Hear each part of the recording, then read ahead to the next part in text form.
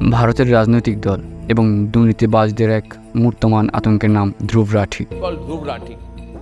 Dhruv Rathi, Rathi is a big name in the Indian YouTube space. ভারতের বেশ জনপ্রিয় এবং আলোচিত সমালোচিত ইউটিউবার তিনি।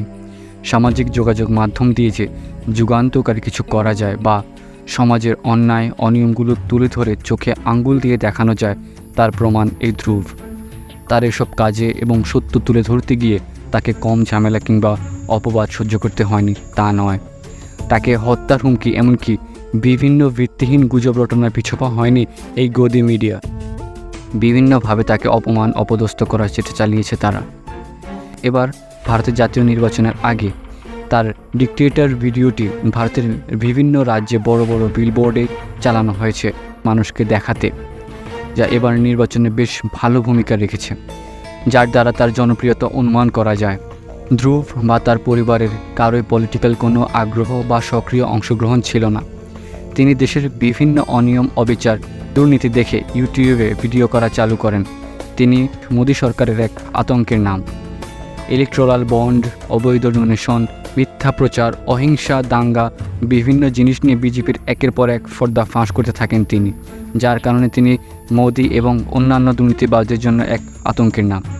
ধ্রুব রাঠি 8ই অক্টোবর 1994 সালের ভারতের হরিয়ানার রোহতাক শহরে জন্মগ্রহণ করেন, যদিও বর্তমানে তিনি জার্মানিতে বসবাস করেন। তার সবগুলো চ্যানেল মিলিয়ে প্রায় 5 বিলিয়ন ভিউ। তার শুধু ধ্রুব রাঠি নামের ইউটিউব চ্যানেলেই 23 মিলিয়ন এবং ধ্রুব রাঠি শর্টস, রাঠি ব্লগ মিলিয়ে প্রায় 28 মিলিয়নের বেশি সাবস্ক্রাইবার রয়েছে। ছাত্রজীবনে তিনি মোটামুটি রকমের ছাত্র ছিলেন, কিন্তু মেকানিক্যাল জিনিস নিয়ে ছোটোবেলা থেকে ছিল তার ব্যাপক আগ্রহ। তিনি ছোটোবেলায় ভারতীয় আর্মি হওয়ার স্বপ্ন দেখেছিলেন, কারণ তার পরিবারের বিভিন্ন আত্মীয় ভারতীয় সেনায় কর্মরত ছিলেন। এর থেকে তার ও তার পরিবারের দেশের দেশপ্রেম বোঝা যায়। তিনি ন্যাশনাল ডিফেন্স একাডেমিতেও ভর্তির চেষ্টা করেন, কিন্তু সেখানে ব্যর্থ হবার পর তিনি ইঞ্জিনিয়ার হবেন বলে স্থির করেন। তিনি জার্মানিতে ব্যাচেলর অফ মেকানিক্যাল ইঞ্জিনিয়ারিং জন্যে 17 বছর বয়সে পাড়ি জমান দেশ ছেড়েন। ভর্তি হওয়ার সময় তিনি তার ছোটোবেলার প্রতিভার কথাও তুলে ধরেন।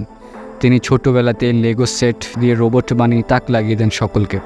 তার পরিবারের কাছে থাকা ছবি তোলার ওয়েব ক্যাম দিয়ে পরপর 24টি ছবি তোলে এবং সেগুলোকে পরপর সাজিয়ে খেলনার মুভমেন্ট ভিডিও বানান, যা সে বসে তাকে যথেষ্ট পুলকিত করে।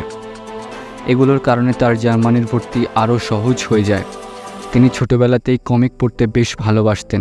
কিশোর বয়সে তিনি বই পড়তে খুব ভালোবাসতেন এবং প্রায় আসক্ত হয়ে পড়েন বই পড়ার প্রতি, যা খুবই ভালো অভ্যেস। তার প্রিয় লেখক ছিলেন সত্যজিৎ রায়। তিনি আমাদের সকলের প্রিয় শো বিয়ার গ্রিলসের ম্যান ভার্সেস ওয়াইল্ড দেখতেও খুব ভালোবাসতেন। এসব কিছু থেকে বোঝা যায় ছোটোবেলার কিছু অভ্যেসের প্রভাব সারা জীবন আমাদের জীবনে থেকে যায়। আমাদের সবারই তার মতো দেশকে ভালোবাসা দরকার। কোনো দলের প্রতি অন্ধভক্তি বা কোনো নেতার জন্য অন্ধভক্ত হওয়া উচিত নয়।